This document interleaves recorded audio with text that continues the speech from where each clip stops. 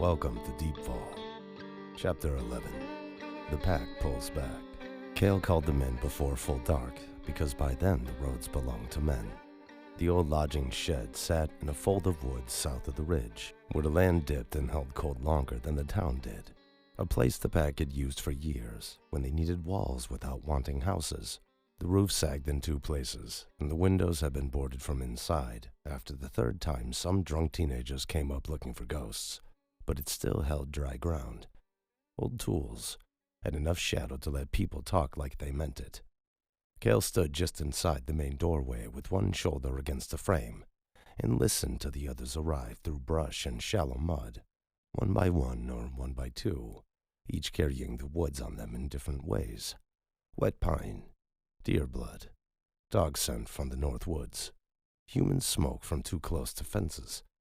The land was no longer washing Deepfall off them by the time they got home. That was one of the first signs things were going wrong. The younger ones came in faster than they should have, still keyed up from moving at the edges of roads and backlots where headlights now swept too often. The older ones entered quieter, but not calmer. They had seen enough over the last 2 days to know silence did not mean safety. One of the women shut the door behind the last pair and slid the iron bar into place, though everyone in the room knew a warped wooden shed in an old bar would do nothing against the sort of force now leaning into the woods. The gesture was for nerves. Kael allowed it, because nerves served a purpose if you did not let them start driving. Nobody sat. That bothered him more than it should have. This room had held arguments, grief, laughter, punishment, plans, wounds, births, and bad winters. People sat when they came here, because sitting said the space was theirs. Tonight, they stayed on their feet in loose shifting groups, like a herd in weather that had not broken yet, but was already in the ground. Kael let the movements continue long enough to irritate him fully, then lifted one hand. The room didn't quiet at once. That, too, was new. He waited, and one by one the voices dropped away. "They found one of Gus's men," he said. The name moved through the room in glances and tightened mouths more than in sound. Everyone in Deepfall knew by then. Even those who had not gone near the road or the town proper could feel the way information had changed shape the moment the first body came out of the woods. Fear had moved from rumor into proof. Proof didn't need to be right. It just needed. It just needed to exist. "How bad?"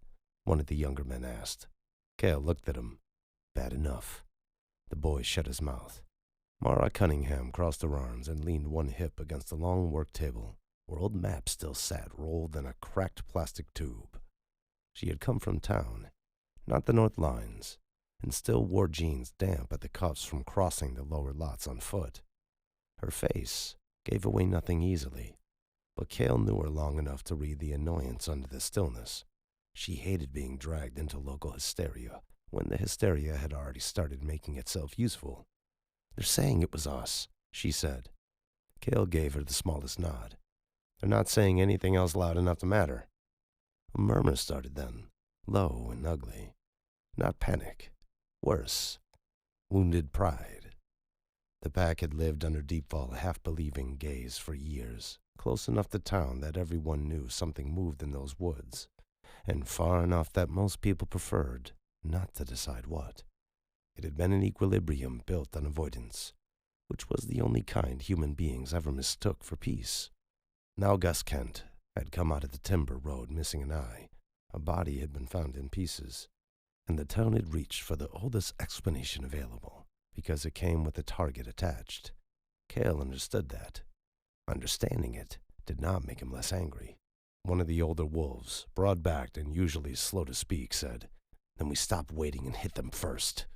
Several heads turned toward him immediately. A few nodded before they even thought it through. Kael felt the mood in the room lean toward the sentence with a dangerous kind of relief. "No," he said. The older man's jaw flexed. "They're coming armed. I know. They'll keep coming. I know that too. Then what are we doing here?" Kael pushed off the doorway, and walked into the center of the room. He did not raise his voice. He didn't need to. Anger inside a pack spread fast enough without being fed. If we answer human fear with blood, we become the story they want. Every trail they follow after that gets easier for them. Every man in Deepfall who still feels shame about taking a rifle into the woods loses it the second we give him a body to carry home. The older man held his gaze, then looked away first. That should have settled more than it did. The problem wasn't courage. The problem was the younger ones were beginning to feel hunted on the land that had always held them, and hunted creatures made quick, stupid decisions when you asked them to surrender movement. Kael turned and found 3 of the youngest together near the back wall, shoulders tight, eyes flickering toward one another instead of staying on him. He knew that look. They were already counting roots in their heads, not because they wanted to disobey, but because they couldn't imagine a pack solving anything by pulling inward. Mara said, "How many roads?" "Too many," Kael answered. "Specific?" He exhaled once through his nose. That was fair. North Service line every night now. Bell Road after dark. Trucks posted off the East Quarry Lane. Flashlights on the orchid fence around 1 in the morning. Dogs twice near the old stream cut.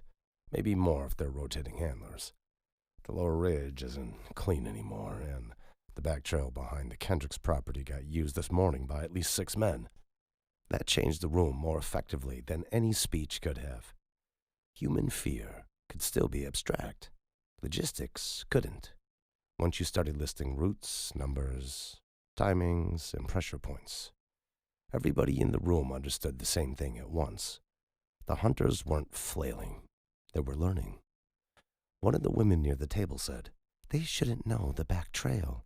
"They know it now," Kael said. Another asked, "From who?" "Doesn't matter." It did, of course. Whether the town was giving Gus information freely, or whether men were simply rediscovering paths they had known as kids, changed the texture of the betrayal.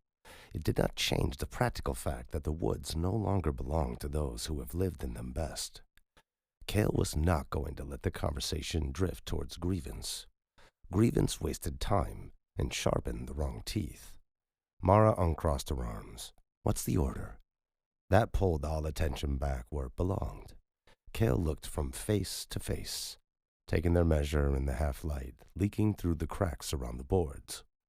That was the moment they would hate him for, not because they doubted him, but because wolves built their lives on motion and territory and the confidence that the land would hold if they knew it well enough. He was about to tell them knowledge wasn't enough anymore. "We pulled back from the north lines," he said. Several people spoke at once, not shouting, worse than shouting. Shock, breaking into denial. "We lose the ridge and we lose half the run. They'll read that as a weakness. The younger dens are on the south side. They'll take the service cut all the way to town." Kael lifted his hand again, and this time they stopped faster. "We pulled back from the north lines," he said again, each word flatter than the last. "No one runs the old service routes alone. No one crosses open ground after dusk. No one takes the orchid fence, the stream cut, or the quarry lane unless I say it myself. We tighten south and west. We move lower, closer to the town edge if we have to." The reaction to that hit harder than anything else he'd said. One of the boys actually laughed once in disbelief before he caught himself. A woman and 2 children stared at Kael like he had suggested they burn the shed themselves before the hunters got there. Even Mara's expression shifted, not because she disagreed, but because she understood exactly what the order meant. "Closer to town," she repeated. "That's where they're least willing to fire blind," Kael said. "For now," she said. "For now is what we have." The broad-backed older wolf from before pushed away from the wall. "That's retreat." Yes. The word landed. No decoration. No attempt to disguise it as strategy sweetened into something wolves could swallow. Kael had learned a long time ago that if a pack sensed you dressing bad truth in good language, they trusted neither the language nor the truth afterward.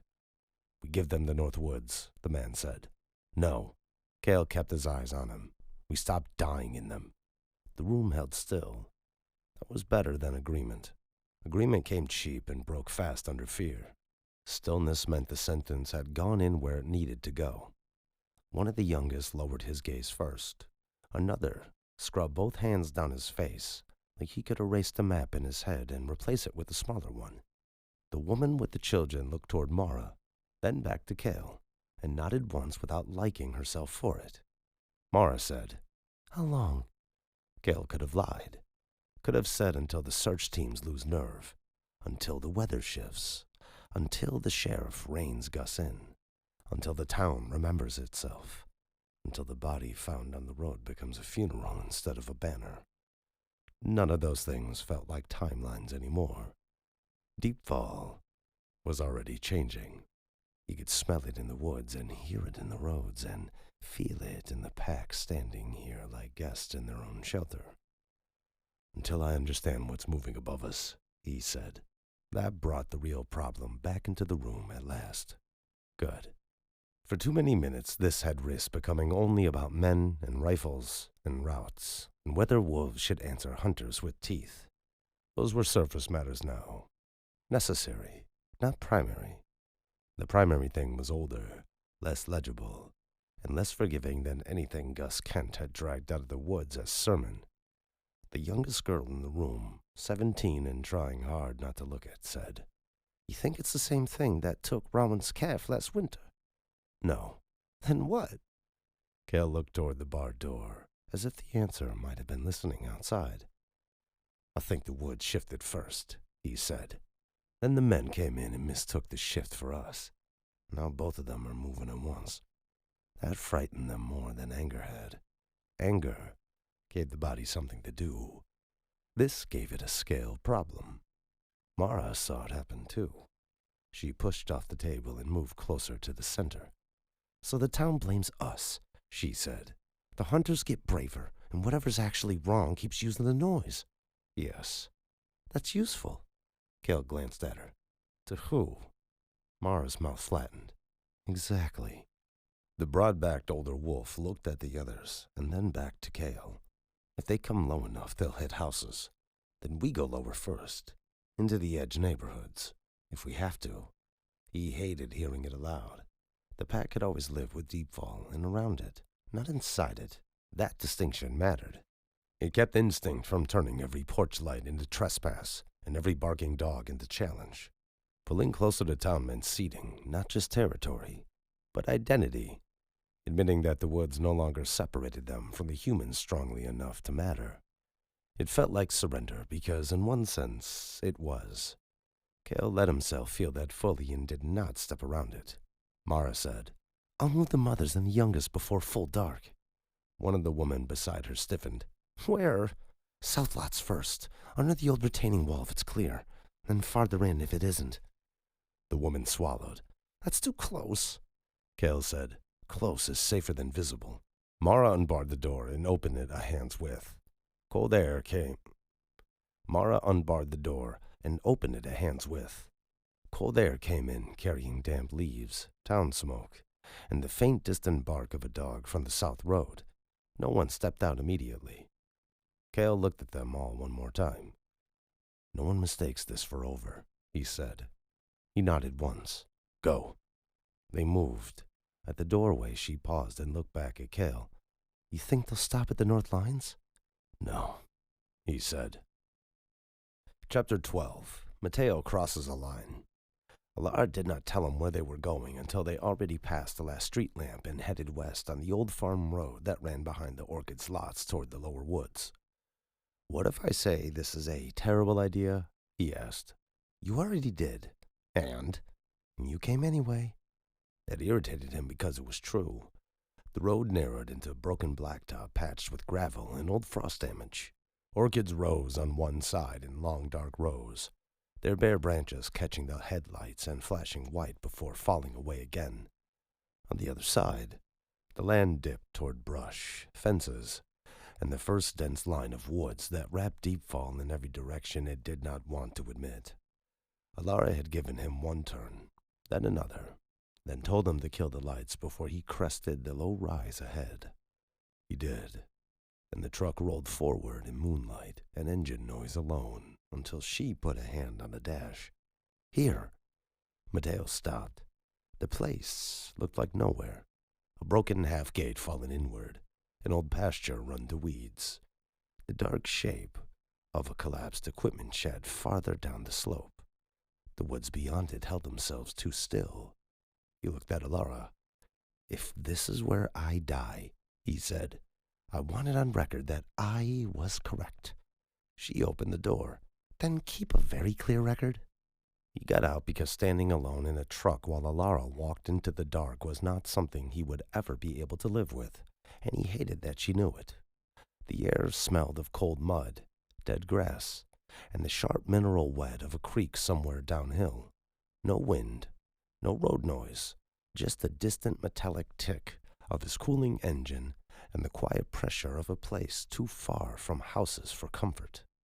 Elara came around the front of the truck and started down through the broken gate without waiting. "Do you want to tell me now?" Mateo asked. "Yes," she said. "There's someone hurt." He stared at her. "And your lead-in was mystery tour?" "If I said it over the phone, you would have argued in public first." "Well, that depends." "No," she said. "It doesn't." They crossed the pasture in silence after that, boots sinking in the wet ground under grass gone silver in the moonlight. Mateo stopped walking. "No." Elara stopped too, but did not turn. "Yes." "Absolutely not. He's going to bleed out." Mateo stared at the barn, then back at her, then at the tree line again. He's in human form." "That's not better." "It is for medicine." He took 2 quick steps and caught her arm before she could move again. She turned, not surprised, only tired of the delay. In the moonlight, her face looked sharper, older, every line of it set toward a decision he had not been invited into until too late to stop it. "You brought me to a secret barn in the dark," he said, keeping his voice low and furious, "to treat a man you haven't explained in a town where half the people want to march into the woods with us and the other half are one body away from joining them." "Yes." "That's insane." "He saved my life." That shut him up. Not because it answered everything, because Elara did not say things like that unless she had already been over them in private enough times to make the final sentence as clean as possible. Mateo let go of her arm slowly. "When?" he said. "Tonight." "From what?" "The town," she said. And then, before he could ask again, "I wasn't followed. I checked." Somewhere inside the barn, something scraped wood lightly and then stopped. Mateo's body reacted before the rest of him had chosen anything. Shoulders tightening, pulse jumping, eyes cutting to the open. He had the unpleasant realization that he already believed there was someone in there. Not someone in the abstract sense. A body. Hurt enough that Elara had broken every sensible line between town and woods to bring him here. "You should have called Roman," he said. "He would have called the sheriff." "He would have been right." "No," Elara said. "He would have been safer." The difference sat there between them in the cold. Mateo looked at the barn again. Somewhere beyond it, a night bird gave one short broken sound and stopped. The woods did not answer. Elara. She took a breath. "Gus's men pushed too low on the south edge tonight. Too many flashlights, too many dogs, too much noise. Someone got caught in it and made it out this far." Her mouth tightened around the next part. "If I leave them there, I know exactly what happens when they sweep back at first light." Mateo looked at her for a long second and saw no fear in her now, only commitment and the ugly awareness of what it cost. That was worse than panic. Panic could be talked down. Commitment had already moved past persuasion. Mateo said again. She held her eyes. "Yes." "Not them." "Not tonight." He laughed once without humor and rubbed a hand over his mouth. Everything in him wanted to turn around, get back in the truck, tell himself this was the point where normal people stopped, and let the law or the town or the catastrophe devour itself without their fingerprints on it. But Deepfall had been asking too much of the word normal for days now, and Elara knew it. The man sat propped against a stack of old feed bags, shirt open, one arm pressed hard against his own ribs. He was younger than Mateo expected, maybe late 20s, Dark hair plastered damp against his forehead, chest and abdomen smeared with blood that had gone black-brown where it dried, and brighter red where it kept leaking. Not a werewolf in any obvious mythic sense. No fangs, no fur, no impossible yellow eyes. Just a man, too pale and too still and watching the doorway like he expected the wrong person to fill it. When he saw Mateo, every line of him sharpened. Elara said, "It's him." That did not relax the man. It only kept him from trying to stand. Mateo stayed just inside the threshold. You could have led with this. The man's voice came out rough. "You can still leave." Mateo looked at the hand clamped over his ribs, at the blood soaking through the fabric bunch there, at the way he was sitting too carefully to avoid moving one side of his body. "And let you die so I can preserve my principles." The man's mouth twitched once, not quite a smile. "Those are your choices?" "Tonight?" Mateo stepped closer. The lantern light got enough of the injury now to make his stomach tighten. Multiple lacerations along the side and lower back, one deeper than the others, ragged around the edges, as if something had torn through muscle rather than cut it cleanly. Bruising climbed up under the skin toward the spine. Not gunshot, not knife, maybe trap, maybe dog. Maybe one of Gus's men with something blunter and meaner in mind. "Elara," Mateo said, because if he kept looking too long before moving, he'd cross from medicine into judgment, and the room had no use for that tonight. "What did you give him?" "Nothing strong." "Helpful, because I don't know what strong does to him." The man said, "Him works." Mateo looked up. "Good. You're awake enough to be annoying." He crouched and pulled the hand away from the wound before the man could object. The reaction was instant and savage. A breath cut off in the throat and both shoulders trying to pull away even while the body knew there was nowhere to go. Mateo held him there with one forearm and leaned in. The smell of blood sharpened. Beneath it sat something stranger. Not animal exactly, but not clean human either. Some faint, wild musk, dampened by pain and cold. "This is bad," Mateo said. Elara was already opening the bag beside him. "I know." "No, I mean really bad." "I know that too." He looked up at her. "How long?" "Maybe 40 minutes since I found him. Maybe more since he was hit." The man's remaining strength gathered enough for speech. "Didn't ask to be found." Elara didn't look at him. "You were bleeding through a feed sack in an open barn." Mateo cut the rest of the shirt away and exposed the wound fully. Whatever had done it had opened the side, then dragged downward. There was dirt in it, grass, one splinter of old wood. One edge of the laceration had already started closing in a way that was not possible of an ordinary body this soon after injury. Mateo froze for half a second, saw it, told himself he did not see it, then saw it again. He put 2 fingers near the deepest tear and looked at the man. "Name?" Then, "John." Mateo almost laughed at the absurdity of collecting intake in a dead barn while Deepfall loaded rifles because a one-eyed man said the woods were ending. "John what?" "Not relevant." "It becomes relevant if you stop breathing."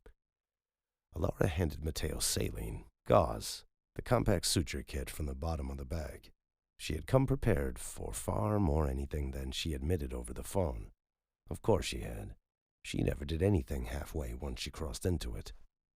Mateo irrigated the wound. John jerked hard and bit off a curse into his shoulder.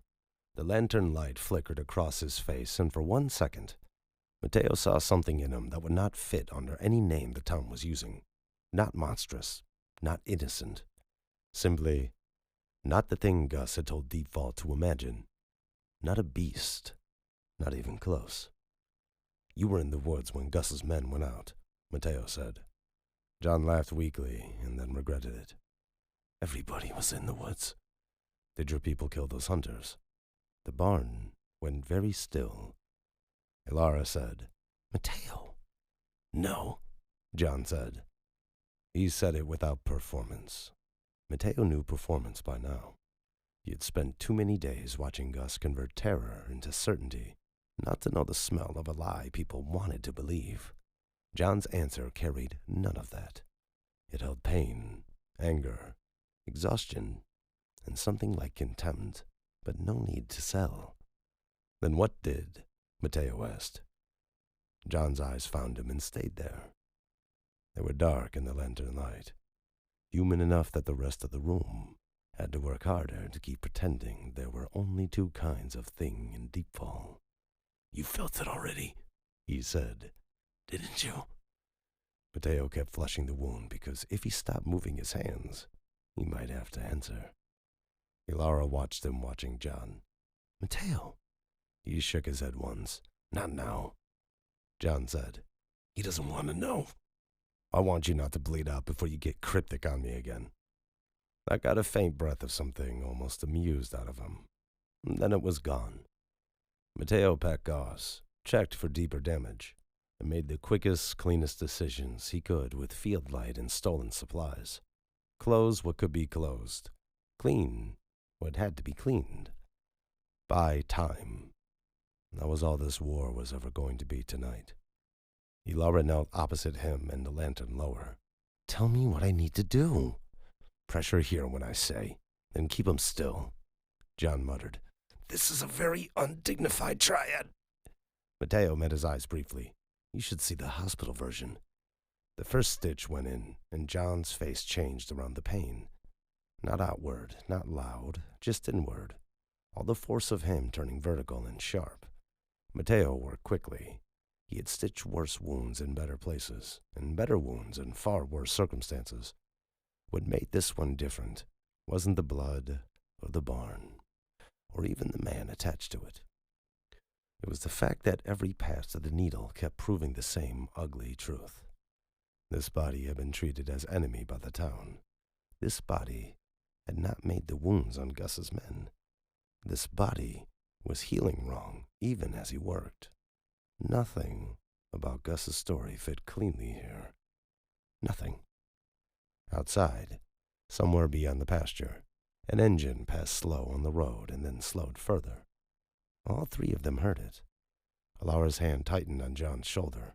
Mateo stopped with the needle halfway through the next stitch and looked toward the open gap where the doors had once been. The engine idled for 3 seconds, maybe 4, then moved on. No doors, no voices, no sweep of flashlight through the barn slats. Just a truck on a road in a town learning how to hunt. John looked at Mateo with his breath still held from the pain. "You should go." Mateo tied the stitch off hard enough to make him flinch again. "I'm not done. If they find you here, they won't." "That's confidence," John said. "No." Mateo reached for the next length of suture. "That's me crossing the line far enough that I might as well finish the job." Thank you for visiting Deepfall. We hope you've enjoyed your stay, and I'll see you in the next one.